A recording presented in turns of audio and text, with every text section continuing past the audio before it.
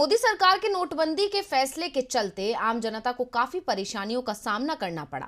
लंबी लंबी लाइनों में लगना पड़ा। कई लोगों की तो लाइनों में लगे हुए जान तक चली गई, जिसके चलते सरकार के इस फैसले को गलत बताते हुए सुप्रीम कोर्ट में कई याचिकाएं लगाई गई थी, जिस पर आज सुप्रीम कोर्ट का फैसला आ गया है। तो क्या है सरकार का फैसला और क्या बोले जस्टिस नागरत्ना, देखिए रिपोर्ट में। सुप्रीम कोर्ट ने केंद्र सरकार के 2016 में 500 रुपए और 1000 रुपए के नोटों को बंद करने के फैसले को सही ठहराया है। सुप्रीम कोर्ट ने कहा कि नोटबंदी से पहले केंद्र और आरबीआई के बीच सलाह मशविरा हुआ था।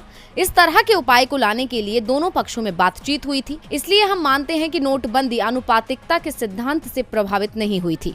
नोटबंदी के खिलाफ सुप्रीम कोर्ट में याचिकाओं पर आज फैसला सुनाया गया, जिसके साथ ही नोटबंदी के खिलाफ दाखिल हुई 58 याचिकाएं खारिज हो गयी। जहाँ एक तरफ 5 जजों की संविधान पीठ में से 4 जजों ने सरकार के फैसले को सही ठहराया, तो वहीं कोर्ट की बेंच के एक जज ने इस फैसले पर अपनी असहमति जताई।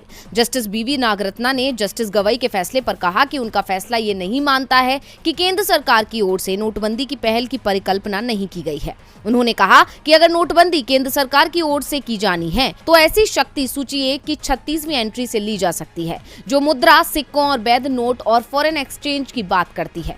मेरे विचार हर सवाल पर अलग है। उन्होंने कहा कि जब नोटबंदी का प्रस्ताव केंद्र सरकार की ओर से आता है, यह आरबीआई एक्ट की धारा 26(2) के अंतर्गत नहीं आता है। उन्होंने कहा कि ये एक कानून के रूप में है और अगर गोपनीयता की जरूरत है तो एक अध्यादेश के जरिए लागू होता। बता दें कि 5 जजों की खंडपीठ नोटबंदी के खिलाफ लगी याचिकाओं की सुनवाई कर रही थी, जिस पर 7 दिसंबर 2022 को फैसला सुरक्षित रख लिया गया था और आज कोर्ट ने फैसला सुनाते हुए सरकार को क्लीन चिट दे दी है।